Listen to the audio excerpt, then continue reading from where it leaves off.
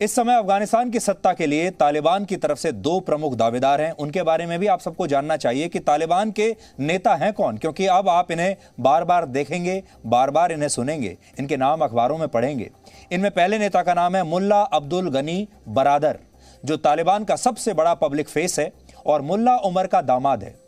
ये वही मुल्ला उमर है जिसकी 2013 में मौत हो गई थी और मुल्ला उमर ही तालिबान की पहली सरकार का सबसे बड़ा नेता था 90 के दशक में।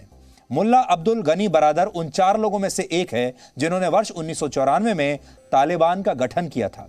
वर्ष 1996 से 2001 के बीच जब अफगानिस्तान में तालिबान का शासन था, उस समय वो उप विदेश मंत्री था और वर्ष 2001 में जब अमेरिका ने तालिबान को अफगानिस्तान की सत्ता से बाहर किया था 9/11 के बाद, और जब उसे यह शक था कि अल कायदा अफगानिस्तान से ऑपरेट कर रहा है, तो उस समय यही मुल्ला बरादर नेटो यानी नॉर्थ अटलांटिक ट्रीटी ऑर्गेनाइजेशन के खिलाफ विद्रोह का प्रमुख चेहरा बन गया था। और तब आपको याद होगा ओसामा बिन लादेन की तलाश में अमेरिकी सेना अफगानिस्तान तक पहुंच गई थी और तब से लेकर अब 20 साल तक वो वहीं रही। वर्ष 2010 में अमेरिका ने पाकिस्तान की खुफिया एजेंसी ISI पर बहुत जबरदस्त दबाव बना दिया कि वो मुल्ला बरादर को गिरफ्तार करे। उस समय मुल्ला बरादर कराची में छिपा हुआ था, यानी ये भी पाकिस्तान में ही छिपा हुआ था। और पाकिस्तान आप जानते हैं सारे आतंकवादियों का सबसे बड़ा अड्डा है, ओसामा बिन लादेन भी यहीं छिपा हुआ था और इसलिए ISI ने उसे गिरफ्तार कर लिया अमेरिका के दबाव में और वो 8 साल तक पाकिस्तान की जेल में बंद रहा। ये सब अमेरिका के पूर्व राष्ट्रपति बराक ओबामा के कार्यकाल में हुआ, यानी आप कह सकते हैं कि बराक ओबामा ने इन्हें गिरफ्तार करवा के जेल में डाल दिया। लेकिन डोनाल्ड ट्रंप जब राष्ट्रपति बने, उसके बाद अमेरिका ने अपनी रणनीति बदल ली और मुल्ला बरादर को अमेरिका ने तालिबान का सबसे बड़ा पॉलिटिकल लीडर बना दिया। अमेरिका ऐसे लोगों को खड़ा करना चाहता है जो एक कठपुतली की तरह उसके हाथों में नाचते रहें, रिमोट कंट्रोल से उन्हें चलाता रहे, और उन्हें लगा कि बरादर भी यही करेगा। वर्ष 2018 में अमेरिका ने बरादर को पाकिस्तान की जेल से रिहा कराने के लिए दबाव बनाया और फिर उसे कतर भेजकर उससे ही 2020 में दोहा शांति समझौते पर हस्ताक्षर भी कराए। यानी अमेरिका ने पहले इसे अरेस्ट करवाया, जेल में रखा, और फिर अमेरिका ने ही इसे रिहा करवाया और फिर अमेरिका ने ही इसके साथ दोहा में डील पर साइन किया।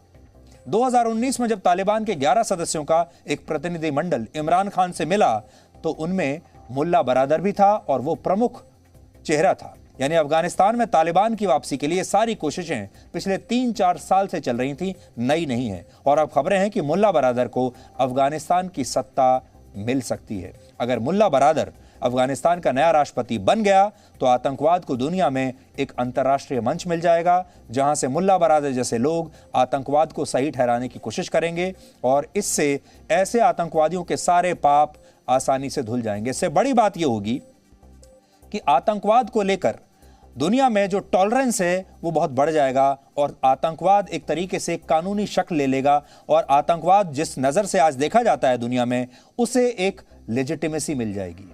और ये पूरी दुनिया के लिए एक बुरा समाचार है, क्योंकि पूरी दुनिया इन आतंकवादियों के सारे गुनाहों को माफ कर देगी और उन्हें जनता का नेता मानने लगेगी।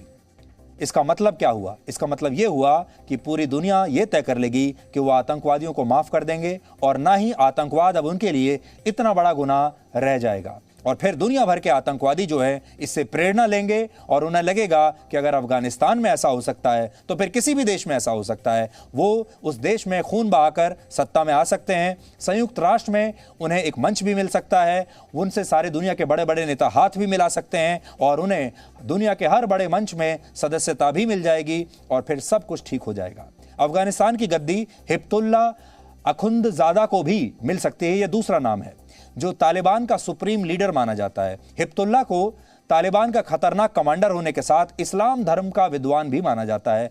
अवैध संबंध रखने वालों को मौत की सजा देनी हो या चोरी करने वाले लोगों के हाथ काटने का फतवा जारी करना हो, ये सभी आदेश हिब्तुल्लाह अखुंदजादा ने ही जारी किए थे।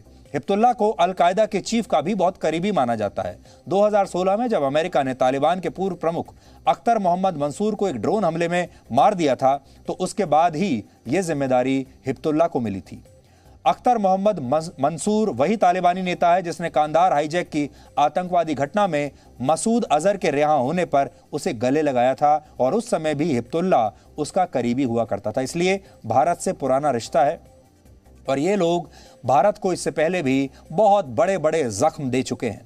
अगर हिब्बुल्लाह को अफगानिस्तान की सत्ता मिल गई तो उसके भी सारे पाप धुल जाएंगे और लोग भूल जाएंगे कि 22 साल पहले रिहा होने के बाद जब मशहूर आतंकवादी मसूद अजहर तालिबान की मदद से पाकिस्तान पहुंचा था तो पाकिस्तान लौटने पर उसका भव्य स्वागत हुआ था। उस समय की मीडिया रिपोर्ट्स के मुताबिक तब पाकिस्तान की खुफिया एजेंसी ISI का एक बड़ा अधिकारी खुद गाड़ी चलाकर उसे रिसीव करने के लिए पहुंचा था। आपको ये IC-814 की हाईजैकिंग याद होगी, इसमें भी तालिबान का ही हाथ था और ये उस जमाने की बात है। इन्होंने ही मसूद अजहर को रिहा करवाया था। मसूद अजहर को हमारे ही देश की सरकार कांधार छोड़कर आई थी, फिर कांधार से वो पाकिस्तान गया और पाकिस्तान में उसका एक हीरो की तरह स्वागत किया गया था। उस जमाने की तस्वीर आज हम आपको दिखा रहे हैं। देखिए, वर्ष 2000 की तस्वीर है जब मसूद अजहर और बाकी के आतंकवादी पाकिस्तान पहुंचे थे, उनका जबरदस्त स्वागत किया गया था।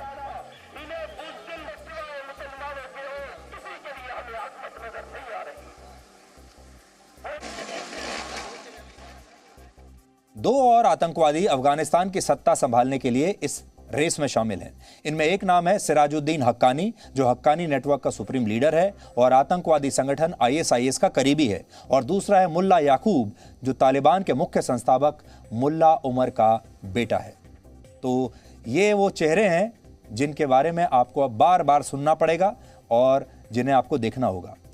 1996 से 2001 के बीच जब तालिबान अफगानिस्तान की सत्ता में था, तब उसके नेता मीडिया के सामने नहीं आते थे, लेकिन अब हालात बदल गए हैं। आज तालिबान के कुछ नेताओं के असली नाम भी सामने आ रहे हैं और वो प्रवक्ताओं के जरिए अपने फतवे भी देश और दुनिया तक पहुंचा रहे हैं। इससे पता चलता है कि 90 के दशक के मुकाबले इस बार अफगानिस्तान में तालिबान को ज्यादातर लोग स्वीकार कर रहे हैं और अफगानिस्तान संकट को दुनिया जिस नजरिए से देख रही है, वो नजरिया पाकिस्तान के सभी लोगों का शायद ना भी हो, क्योंकि अगर 20 साल तक ये तालिबान फोर्स अमेरिका से लड़ती रही और अमेरिका के काबू में नहीं आया। अब सोचिए, इसने दो महाशक्तियों से लड़ाई लड़ी है तालिबान ने, एक रशिया से और एक अमेरिका से, और दोनों ही इसे हरा नहीं पाए। इसका मतलब यह है कि तालिबान को अफगानिस्तान में कहीं ना कहीं कुछ ना कुछ जन समर्थन तो जरूर मिलता होगा। अमेरिका के थिंक टैंक प्यू रिसर्च सेंटर ने अपनी एक रिपोर्ट में बताया है कि अफगानिस्तान के 99% लोग अपने देश में शरिया कानून चाहते हैं। सोचिए, जिस देश के लगभग सभी लोग शरिया कानून के पक्ष में हों, वो शरिया कानून लागू करने वाले तालिबान के विरोधी कैसे हो सकते हैं? तो एक एंगल ये भी है। काबुल पर तालिबान के कब्जे के बाद सबसे ज्यादा डर वहां की महिलाओं में है। अफगानिस्तान की कुल आबादी 3 करोड़ 80 लाख है, जिनमें महिलाओं की संख्या लगभग 1 करोड़ 85 लाख है। इनमें से सिर्फ 30% महिलाएं ही लिखना पढ़ना जानती हैं। पिछली बार शरिया कानूनों को सख्ती से लागू करते हुए लड़कियों के स्कूल जाकर पढ़ने पर पाबंदी लगा दी गई थी और इस बार भी ऐसा ही हो सकता है। इसके अलावा महिलाओं को अकेले घर से बाहर निकलने की इजाजत पहले नहीं थी। बुर्का नहीं पहनने पर महिलाओं को कोड़े मारे जाते थे। महिलाओं को गाड़ी चलाने की इजाजत नहीं थी और महिलाओं को दफ्तर जाकर काम करने की इजाजत भी नहीं थी। जब पिछली बार तालिबान का शासन था, ये तब की आपको बात बता रहे हैं। अफगानिस्तान की 1 करोड़ 85 लाख महिलाओं के डर का अंदाजा आप इस बात से लगा सकते हैं कि जब वहां के ज्यादातर प्रांतों में बाजार बंद हैं, ऐसे में भी बुरके की दुकानें वहां खुली हुई हैं। इन दुकानों पर बड़ी संख्या में महिलाएं बुरका खरीदने के लिए पहुंच रही हैं और बुरके की मांग अचानक पाकिस्तान में बढ़ गई है और बुरके की कीमतें भी बढ़ गई हैं। दुनिया भर में ऐसी कई बड़ी संस्थाएं हैं और सेलिब्रिटीज हैं और सरकारें भी हैं, नेता भी हैं, जो महिलाओं के उत्थान और उन्हें पुरुषों के बराबर अधिकार दिलाने की हमेशा वकालत करते हैं। इसके लिए बड़े बड़े पुरस्कार दिए जाते हैं, बड़े बड़े NGOs काम कर रहे हैं और ऐसे लोगों को बड़ा सम्मान दिया जाता है, पैसा दिया जाता है, पुरस्कार दिया जाता है। फेमिनिज्म यानी महिला सशक्तिकरण के नाम पर इन संस्थाओं और NGOs को करोड़ों रुपए का चंदा मिलता है और ये लोग सेलिब्रिटी बन जाते हैं। लेकिन आज जब अफगानिस्तान में 2 करोड़ महिलाओं का भविष्य अंधकार की तरफ जाता दिख रहा है, वो स्टोन एज की तरफ जा रही हैं, तब सारी की सारी संस्थाएं गायब हैं, सारे बड़े बड़े सेलिब्रिटीज गायब हैं, बड़ी बड़ी सरकारें, बड़े बड़े नेता सब गायब हैं। तालिबान का दावा है कि वो बदल चुका है और उसके इस बार के शासन में महिलाओं को ज्यादा आजादी मिलेगी। और इसी कड़ी में वहां के एक लोकल चैनल जिसका नाम है टोलो न्यूज टोलो न्यूज की महिला पत्रकारों की कुछ तस्वीरें आज जारी की गईं। टोलो न्यूज के कार्यक्रम में महिला पत्रकार के साथ तालिबान के एक प्रवक्ता को भी स्टूडियो में बैठा हुआ दिखाया गया, जहां उनका इंटरव्यू एक महिला एंकर ले रही है और यह बताने की कोशिश की जा रही है कि अफगानिस्तान में सब कुछ सामान्य है, पहले की तरह है। और देखिए कि टोलो न्यूज ने तो अपनी महिला पत्रकारों को आज सड़कों पर भी उतार दिया। इसका मतलब महिलाओं पर कोई पाबंदी नहीं है। ये आज ही की तस्वीर है टोलो न्यूज की, जहां एक महिला ही न्यूज पढ़ रही है। ये तस्वीरें देखकर लोग सोच रहे हैं कि अब तालिबान का रवैया महिलाओं के प्रति कितना बदल चुका है, लेकिन ये सच नहीं है। आप सोचिए, जिस देश में महिलाओं को सिर्फ बाहर निकलने और काम करने की आजादी को लेकर ही उसे इतनी बड़ी उपलब्धि माना जा रहा है, उस देश की हालत क्या होगी। तालिबान आज दुनिया की ऐसी ताकत बन गया है जिसे ना रशिया हरा पाया, ना अमेरिका हरा पाया, और यहां तक कि 20वीं सदी में अंग्रेजी भी अफगानियों को हरा नहीं पाए, अंग्रेज भी नहीं हरा पाए। तो आज जो बड़ी बात है आपको समझने की वो ये है कि अफगानिस्तान की 1,85,00,000 महिलाओं का भविष्य अंधकार में है। आप कह लीजिए उनकी आज़ादी खतरे में है और उनके सारे अधिकारों का हनन कर लिया गया है या कर लिया जाएगा। और इस दुनिया के तमाम देश, 200 से ज़्यादा देश ये सब कुछ होते हुए देख रहे हैं। इस दुनिया में जो सैकड़ों करोड़ महिलाएं हैं, जिनमें बहुत सारी खुद बहुत सशक्त हैं, वो भी ये सब होते हुए देख रही हैं। नोबेल पुरस्कार जीतने वाले लोग सब चुप बैठे हुए हैं। और अगर सबके लिए नहीं तो कम से कम हम आज दुनिया की सबसे बड़ी इस बिरादरी से ये कहना चाहेंगे कि अफगानिस्तान की इन 1,85,00,000 महिलाओं को बचाने के लिए मुहिम चलाइए और इनके लिए कुछ करने की कोशिश कीजिए। Presenting B News app available on Google Play and App Store. Download it now.